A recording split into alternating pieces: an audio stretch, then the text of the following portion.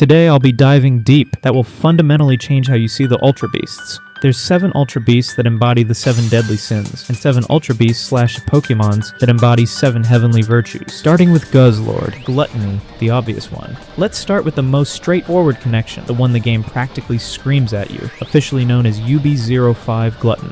This colossal dark dragon-type Ultra Beast is a living black hole. Its Pokédex entries paint a vivid picture of its destructive appetite, describing it as having an astounding, limitless hunger, feeding without pause every moment. This creature doesn't just eat food, it devours mountains, buildings, rivers, and even entire seas. And here's the truly unsettling part. Despite consuming such massive amounts, no droppings have ever been found. Matter of fact, its digestion is described as perfect, converting everything it consumes directly into energy to sustain itself. This isn't just hunger, it's an insatiable, all-consuming void. The connection to gluttony is undeniable. Gluttony, in its core definition, is the excessive and ongoing consumption of food or drink. Guzzlord is the ultimate embodiment of this sin, a creature whose very existence is defined by its insatiable consumption. It doesn't eat to live, it lives to eat, leaving nothing but barren wasteland. Now for a truly wild theory that adds a layer of cosmic tragedy to Guzzlord's gluttony. What if Guzzlord isn't just a random cosmic vacuum cleaner? There's a compelling fan theory that Guzzlord is actually a corrupted Zygarde from an alternate universe. In this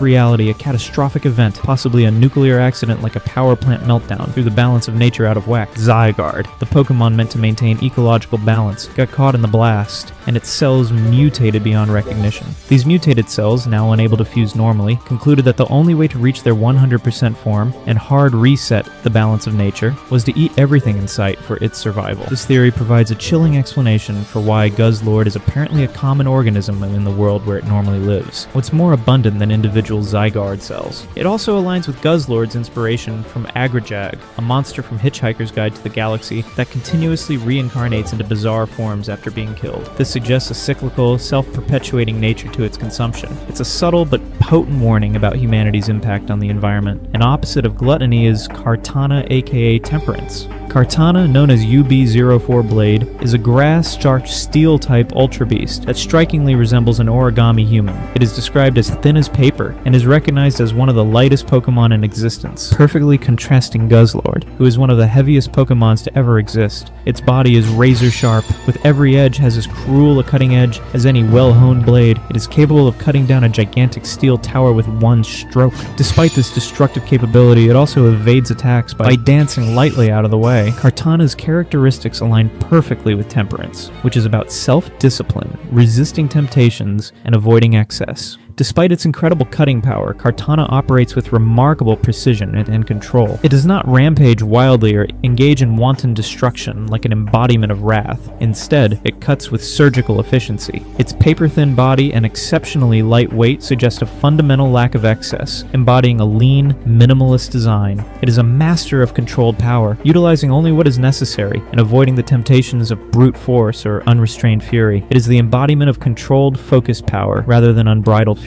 Kartana is like that super disciplined friend who only eats exactly what they need, never overindulges, and then can slice a brick in half with a flick of their wrist. Since it's based off of a samurai, who are known for their discipline and honor, the unique combination of Kartana's paper-thin, fragile body and its razor-sharp edges, capable of cutting through immense structures with a single stroke, along with its ability to dance lightly to evade attacks, reveals a deeper aspect of temperance. This demonstrates that true effectiveness and power are not necessarily about overwhelming force or excess, but about disciplined, focused application of skill and precision. Its physical fragility necessitates a controlled approach, highlighting that restraint and accuracy can be more impactful than unbridled might. This connection emphasizes that temperance, as a virtue, leads to a refined and efficient use of one's capabilities, avoiding unnecessary waste or destruction. The next sin we have is Wrath. Now this video is about Ultra Beasts, but I'm also going to include some of the legendaries from Sun and Moon, and you will understand how well these sins are actually represented through these Pokemons. Now I know Necrozma is not an Ultra Beast. These legendaries and Ultra Beasts fall into the same category, so I am counting it in. This psychic type legendary is of being a pure, unadulterated wrath. Its behavior is driven by a state of constant, maddening pain resulting from its incomplete form. Lore reveals that it was severely injured by the Ultra Recon Squad's ancestors, who attempted to steal its light. As a desperate measure to sustain itself and regain its original form, Necrozma relentlessly steals light from other beings and places, a behavior that earned it the ancient title of Pillager of Light. When Necrozma fuses with either Solgaleo or Lunala, its destructive tendencies escalate. It becomes uncontrollably vicious and constantly rampages, perceiving everything it encounters as an enemy, and brutally attacking with its claws or laser beams that can cut through anything. This isn't merely anger, it's an overwhelming, destructive rage born from profound suffering. Wrath is defined as strong anger and hate towards another person,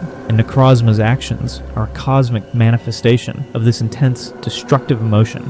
Imagine being in constant agony, and your only relief is to violently tear apart the very light that sustains life. That's Necrozma's tragic, wrathful existence. Its wrath is a direct consequence of past aggression against it. Wrath is basically like vengeance. The attempted theft of its light by the ancestors, driven by their own greed or ambition, inflicted a lasting injury and pain upon Necrozma. This suffering then manifests as Necrozma's wrathful pillaging of light, plunging worlds into darkness. This sequence illustrates how unchecked negative actions can inflict enduring suffering, which in turn can lead to destructive behavior in the victim, perpetuating a cycle of darkness and pain across dimensions. The next Pokemon we have is Lunala, the ethereal moon Pokemon, a psychic ghost-type legendary, honored as an emissary of the moon and the beast that calls the moon. Lunala distinguishes itself by constantly absorbing light to convert it into energy, and possesses the remarkable ability to obscure daylight with darkness. Like its counterpart Solgaleo, it creates ultra wormholes and holds the power to restore Necrozma's light. Although it is also hunted by Necrozma, its unique ability, Shadow Shield, reduces the amount of damage it takes when its HP is full. Lunala's characteristics align beautifully with patience and wisdom. Patience is about enduring calmly and steadily, while wisdom often stems from quiet observation, reflection, and deep understanding. As the emissary of the moon, Lunala operates predominantly in the quiet of night, patiently absorbing light and transforming it into usable energy. Its ability to obscure daylight suggests a subtle, pervasive power, one that manifests through quiet transformation rather than sudden, explosive force. It diligently gathers energy, and its Shadow Shield ability signifies a calm, defensive posture rather than an aggressive one. Lunala provides light in the darkness, serving as a guiding presence. Much like wisdom illuminates difficult paths and brings clarity, it stands as the calm, reflective counterpart to Solgaleo's more active and fiery courage. While Solgaleo's out there punching meteors, Lunala's just chilling, absorbing the cosmic vibes, processing all that light into pure energy. It's the quiet genius, the one who thinks before it acts. Lunala's constant absorption of light and its conversion into energy, along with its association with the moon and night, reveal a deeper aspect of its connection to patience and wisdom. Unlike Solgaleo's active light-giving, Lunala absorbs and converts, which suggests a process of internalizing and processing information, light, to gain power and insight. Its ability to obscure daylight represents the wisdom of understanding that even in darkness there is a different kind of power and clarity to be found. This highlights how true wisdom often comes from quiet observation, patient processing of experiences, and the ability to find strength and insight even in seemingly empty or dark moments, transforming them into sources of deeper understanding.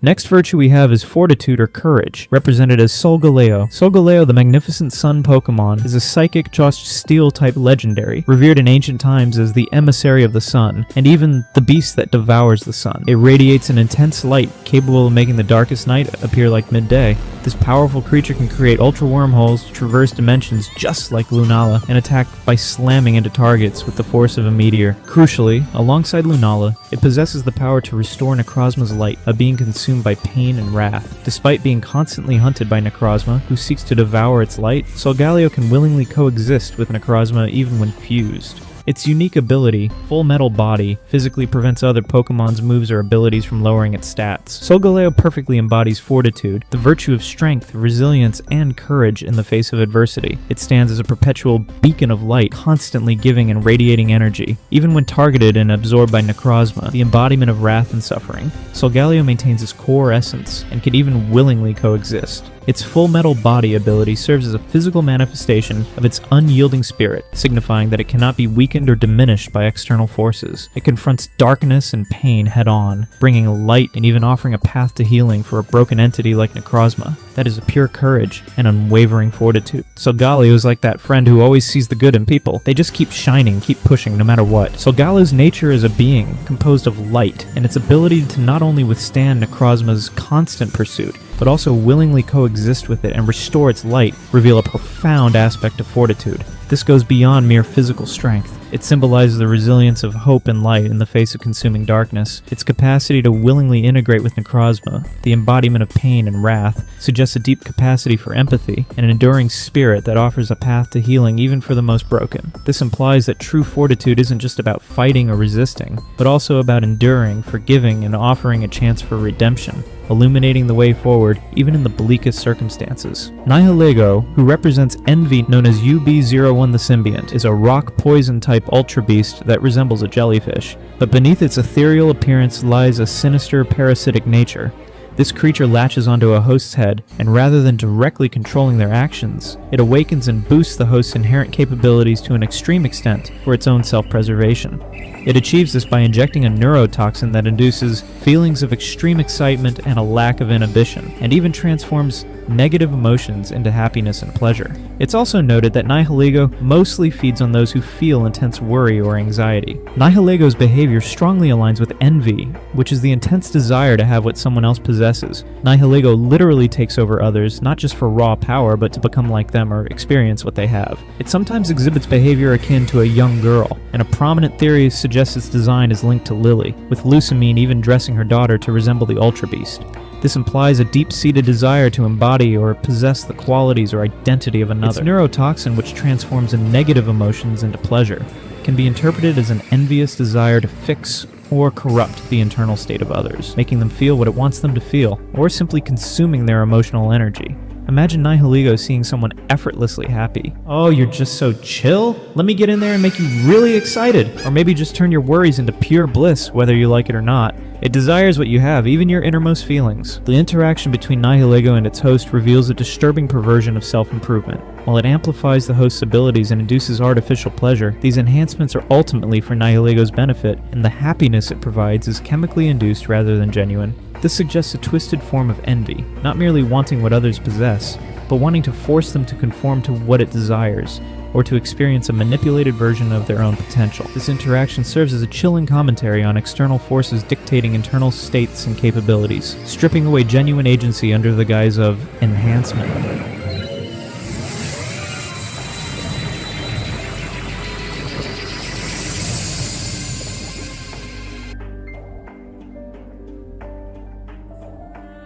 When did you start becoming beautiful?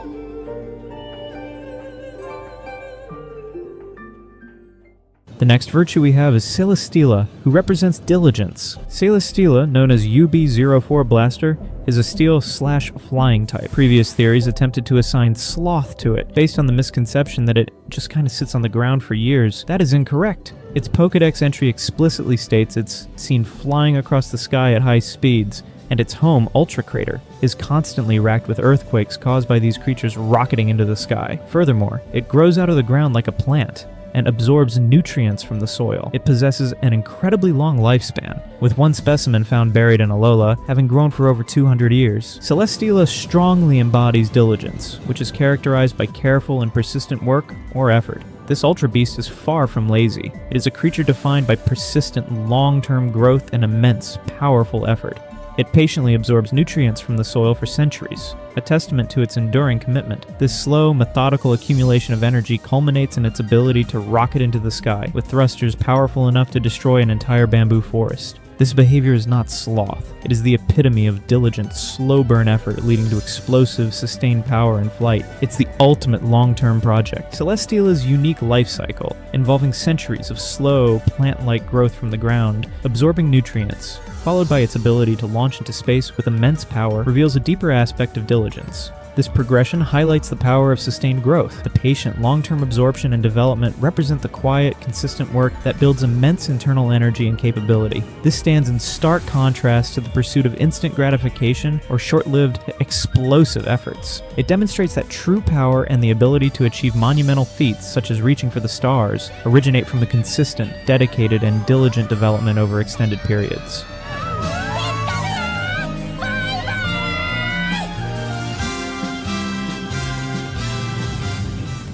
The next sin is greed. Meet Xurkitree, UB03 Lighting, the electric-type Ultra Beast that strikingly resembles a walking power grid. This creature exhibits an insatiable thirst for electricity. Reports indicate it has a tendency to raid power plants and drain all their energy before moving on to the next one. When its energy reserves run low, it simply stabs its legs and tail into the ground, much like a tree, to absorb electricity. Furthermore, these beings can vary dramatically in size, from a little bigger than a human to being the size of a mountain. The immense power Xurkitree can discharge, up to 1,000,000 volts at a time, and its ability to grow to mountainous proportions underscore a profound paradox of power accumulation. Its existence appears to be driven by an insatiable need for electricity, leading to massive power accumulation. This power isn't merely for survival, it's also for competitive display. Xurkitree has a known rivalry with Blacephalon, often competing in contests to see who can shine the brightest. This suggests that its immense power is not solely for practical utility, but also for a prideful, competitive display of its accumulated wealth in the form of electricity. This highlights how greed can lead to an empty pursuit of more, where accumulation becomes an end in itself, rather than a means to a meaningful purpose. Xurkitree's behavior perfectly aligns with greed, defined as an excessive pursuit of material goods. For Xurkitree, that material good is the electricity. It doesn't just consume what it needs for survival, it drains everything in sight, leaving nothing behind, and then relentlessly seeks more. The fact that it can grow to mountain size suggests an unending accumulation of power, far beyond what any single creature could reasonably require. It's an endless, self-serving accumulation of resources. We all know that one friend who takes the last slice of pizza, even when they're full. Xurkitree is that friend, but with entire power grids, and then it grows taller. The next two virtues are Poipole and Naganadel, who represent kindness and humility. Poipole, known as Ultra Beast Adhesive, is a poison-type Ultra Beast. It is known to fire a glowing, adhesive poison from the needles on its head, often while laughing wildly. This behavior might initially sound sinister, but here's the crucial detail. Despite its potentially harmful abilities, Poipole is well-liked enough in its own world to be chosen as a first partner. Furthermore, the animated series reveals that it can shoot a harmless multicolored substance as a way to paint, which can be used to communicate with humans and other Pokemon. It also develops the ability to understand human speech after spending time with people. Its evolution, Naganadel, a poisoned dragon's type, can communicate with humans through telepathy and show them visions of the past. It was also the only Ultra Beast that Ash caught in his team. While its wild laughter and poison might seem to suggest a darker trait like malicious joy or even a form of wrath, a deeper examination reveals a compelling case for kindness and humility. Kindness is defined as placing the desire to help others above the need to supersede them. Poipole's ability to be chosen as a first partner, its use of harmless paint for communication, and its capacity to understand human speech all point to an innate desire for connection and positive interaction, despite its dangerous capabilities. It chooses to use its abilities for expression and bonding, even for healing. Naganadel's telepathy and ability to share visions further emphasize a desire to connect and impart understanding, rather than solely to harm, which shows its humility. Poipole, being the only Ultra Beast capable of evolution, suggests that these Ultra Beasts are capable of much more than any of the other Ultra Beasts. Its poison is not always malicious, but a tool that can be wielded with discretion, allowing for a choice to be kind. It's like having a super sharp knife, but choosing to use it to carve beautiful art instead of just, well, cutting things. Being both adhesive and yet also capable of being a harmless multicolored substance, used for painting and communication, reveals a deeper understanding of kindness. This duality suggests that true kindness is not merely the absence of harm, but the conscious choice to use one's inherent abilities, even those with destructive potential, for positive interaction, expression, and connection. The fact that Poipole is well-liked and chosen as a first partner in its homeworld reinforces that its natural disposition, despite its appearance or primary attack method, leans towards benevolent interaction. This highlights that kindness is an active decision to channel one's power for the benefit of others, fostering understanding and positive relationships. Buzzwole, who represents the sin of pride. Behold Buzzwole, known as UB02 Absorption. This bug-fighting type Ultra Beast is essentially a giant anthropomorphic mosquito bodybuilder. Its Pokedex entries emphatically highlight its abnormally swollen muscles, which it constantly goes around showing off. It has a distinctive habit of striking a pose every time it takes action. This creature is no mere show-off. It possesses immense physical strength, capable of pulverizing a dump truck with a single punch. Buzzwole's behavior is a textbook example of pride. Pride is defined as an excessive view of oneself without due regard for others. Buzzwole is the ultimate gym enthusiast, perpetually flexing, posing, and drawing attention to its formidable physique. It embodies pure, unadulterated vanity and self-aggrandizement. It doesn't just have muscles, it demands that you acknowledge them. This is a classic, almost comically overt representation of physical pride. We've all seen that one person at the gym doing bicep curls in front of the mirror for what feels like an eternity. Buzzwole is that person, but it's also a giant mosquito who could punch a hole through reality, so slightly more intimidating. Buzzwole's constant display of its muscles and its habit of posing with every action illustrate a deeper aspect of pride, the performance of power. This behavior reveals that its pride isn't solely an internal feeling. It's a constant need for external validation and admiration through overt displays of its strength. This highlights how pride can manifest not just as an inflated ego, but as a performative aspect of vanity, where power is wielded as much for show and recognition as for actual utility. But pride can also be represented through Blacephalon, UB Burst, the fire ghost type ultra beast that's essentially a walking exploding circus act. And this colorful humanoid is notorious for its deceptive tactics. It's known to trick its targets through a silly walk before, without warning, triggering the explosion of its own head. Then it capitalizes on the element of surprise to steal their vitality. Its head is not permanently attached, can be freely moved around, and regenerates after exploding, while the colors of its sparks change with its mood. It even has a rivalry with Xurkitree. Blacephalon's behavior is a theatrical display meticulously designed to shock, ultimately for its own self-serving gain, vitality theft. This isn't just about raw strength, it's about performance, about being the absolute center of attention through a shocking, unpredictable act. Its silly walk is a deliberate act of deception, a clownish facade intended to lower the guard of its targets before a dramatic, self-destructive, yet ultimately harmless to itself explosion. This represents a twisted form of pride, a vanity that thrives on the reactions of others, even if those reactions are terror or confusion. Its rivalry with Xurkitree to shine brightest further solidifies its desire for recognition and spectacle. So you think you're safe? You're laughing at its goofy walk? BAM! Head explosion! It's like the ultimate prank, but with existential dread and vitality theft. Blacephalon's method of attack, tricking targets with a silly walk before a sudden head explosion and vitality theft, reveals a deeper aspect of its nature. This behavior highlights a particularly insidious form of pride, performative vanity that employs deception, and even a seemingly self-destructive act, its head exploding, as a means to achieve its goals and exploit others. The regeneration of its head suggests an endless cycle of this destructive performance. This illustrates how vanity, when taken to extremes, can evolve into a dangerous, manipulative force that prioritizes spectacle and self-aggrandizement over genuine interaction, ultimately preying on the unsuspecting. The next sin represented by Pheromosa is another obvious one. Lust Pheromosa, the lissom Pokemon. Now at first glance you might think beauty, speed, cleanliness, but let's dig deeper. Pheromosa's allure is so intense, so captivating, it's described as overwhelming anyone who lays eyes on it. Its extreme speed and almost ethereal beauty combine to create a creature that inspires an unhealthy, almost desperate desire to be around it,